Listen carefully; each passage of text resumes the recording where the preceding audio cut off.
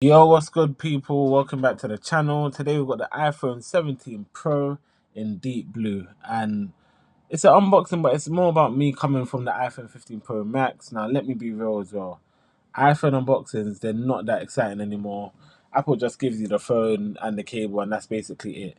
At this point, I'm not gonna lie, I wouldn't be shocked if the cable disappears next year, the same with the charger brick vanish. But yeah, it's just gonna be a chill unboxing, first impressions, and because it's early days, well, by the time I put this up, it would be late now. But I'm just gonna see how it is. Give it a couple months and let's see. So firstly, start with the unboxing. If you crack it open, guys, it's very simple. You have the iPhone 17 Pro, the USB-C cable, and paperwork that no one reads. First thing though, the deep blue, it's a clean color. Like I've seen the other colors, the orange, that's a bit too loud for someone like me. I just feel like the blue, it's like a deep blue. It's proper clean, rich navy kind of vibe. It's not too loud, but not too boring. But I'm not gonna lie, just to me, just on first, having it in my hand, on first impressions, it doesn't feel as premium as my iPhone 15 Pro Max. Like, I don't know if it's maybe because of size difference. I did size down on purpose, by the way. I just felt like the iPhone 15 Pro Max is it's just big to hold, it's quite heavy, and I felt like the features are more or less the same on the normal Pro, so why not? In comparison to, like, let's say something like a Honor, I know it just feels like because it's quite thin, it's easier to hold. Um, yeah, as I said, it doesn't feel as premium, and I think I know why. The 17 Pro is using the heat forged aluminium unibody design, and it's clearly built with performance and thermals in mind.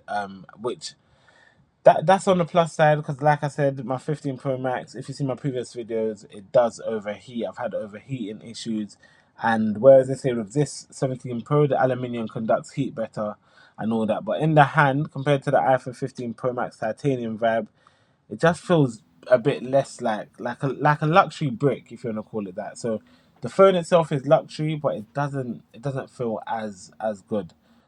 It's not bad. It's just different. It's something I have to get used to. But moving on, the real reason I switched, like I said, iPhone was overheating, and honestly, if it wasn't for that, I probably would have kept it because the phone still feels elite. But the 17 Pro is vapor cooled. It has a vapor chamber.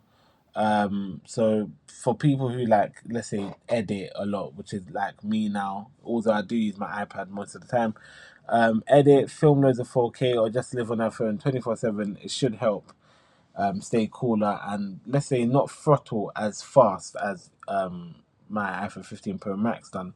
It also comes with the new A19 Pro chip in the Pro models, 6.3-inch screen, new ceramic shield, blah blah blah blah. I don't want to go into all of this stuff. I feel like you guys know this stuff already.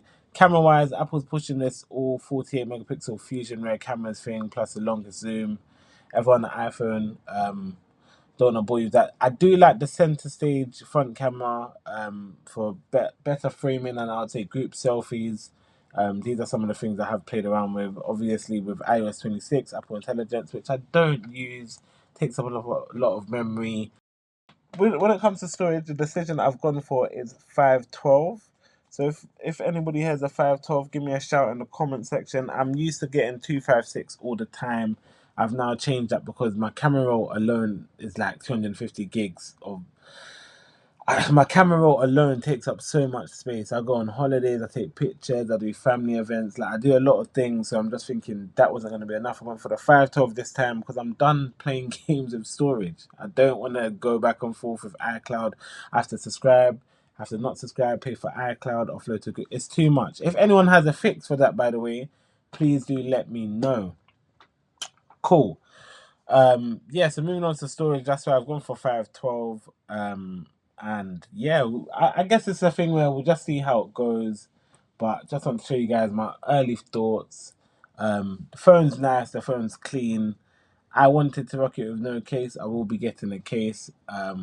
Deep blue, it looks hard. I do like it. Vapor chamber cooling is a big plus, especially after my overheating pain. And 512 feels like a bit more freedom. Even moving my things across, I feel like, yes, I still had, a lot of gigs to play with. Like I said, it's early days. Give me like a week, a month, couple weeks. Let me test the camera, the battery, the heat, the daily stuff. then I can give you guys a proper verdict. But yeah, comment, like, subscribe. Tell me, what did you upgrade to? Did you get a Pro Max? Did you chill? Are you waiting for the 18?